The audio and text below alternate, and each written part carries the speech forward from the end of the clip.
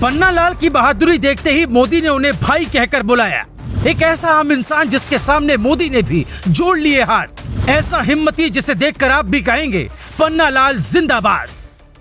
ये है पन्नालाल। इन्होंने कुछ ऐसा किया कि आज पूरा हिंदुस्तान पन्नालाल की कहानी सुनना चाहता है। 22 जिंदगी बचाने वाले पन्नालाल की कहानी सुनते ही मोदी ने पन्नालाल भाई कह दिया। सुनकर आप भी कहेंगे अपने हिम्मत से यमराज के हाथों से 22 लोगों की जिंदगी वापस लेकर लौटे पन्नालाल के सामने हर पुरस्कार छोटा पड़ जाएगा। कहते हैं सबसे ताकतवर होता इंसान। 700 फीट की ऊंचाई पर ये रोपवे 48 लोगों के साथ दुर्घटना का शिकार हो गया। यहाँ सेना का हेलीकॉप्टर है, उसमें कई ट्रेन्ड कमांडोज हैं और ये है पन्नालाल। जब तक सेना के जवान उपाय खोजते तब तक पन्नालाल ने इंसान होने का ऐसा फर्ज निभाया, मोदी ने उन्हें अपना भाई तक कह दिया।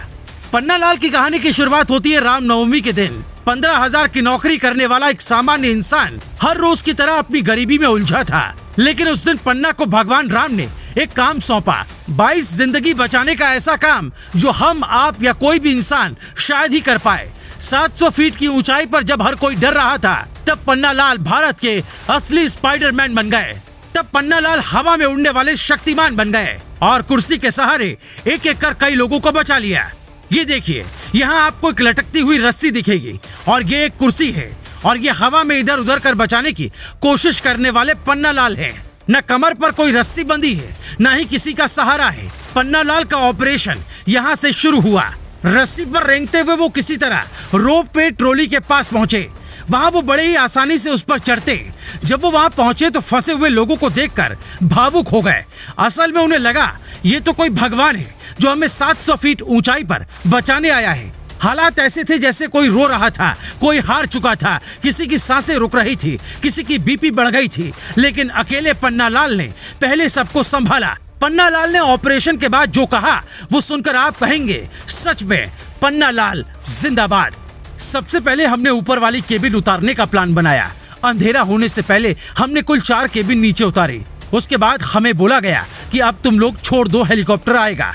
लेकिन हेलीकॉप्टर 2 बार आकर चला गया और कुछ नहीं हो सका। लोग बोलने लगे कि आप लोग रिस्क मत लो, हेलीकॉप्टर आएगा। लेकिन लोगों की बात न मानते हुए हमने दोपहर में रस्सी के जरिए फिर से केबिन उतारी। उसके बाद आर्मी के जवान ने ऊपर चढ़कर केबिन उतारी। हादसा होने के बाद हम लोग डर गए थे कि बचाव कार्य कर पाएंगे या नहीं, लेकिन हमने हिम्मत बांधकर जो किया जा सकता था वो सब किया।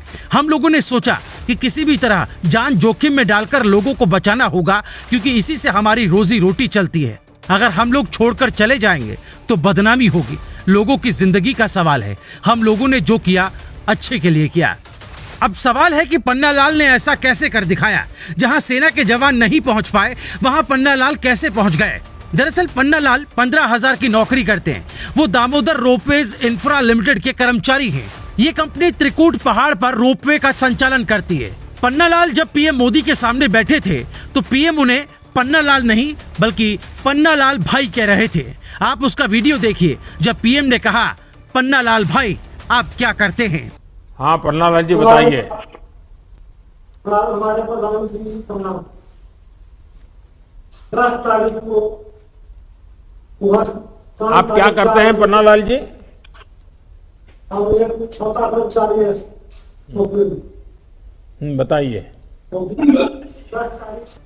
पन्नालाल की तरह अगर हर गांव में एक इंसान हो तो किसी भी कुदरती हादसे को एक बार टाला जा सकता है। रोपवे हादसे में 3 की जान नहीं बचाई जा सकी, लेकिन अगर ये इंसान भगवान के रूप में ना होता तो शायद और भी जानें जा सकती थी। कई घंटे तक ऑपरेशन चला। एक तरफ सेना का हेलीकॉप्टर और कुछ ट्रेन्ड कमांडोज, वहीं दूसरी तरफ पन्नालाल कुर्सी और रस्सी के सहारे। सच ये है कि इंसान से बड़ा कोई नहीं होता। इंसान चाह ले तो वो कुछ भी कर सकता है। एक दशरथ मांझी अगर पहाड़ काटकर रास्ता बना सकता है तो दूसरा पन्नालाल पहाड़ों पर जिंदगी भी बचा सकता है।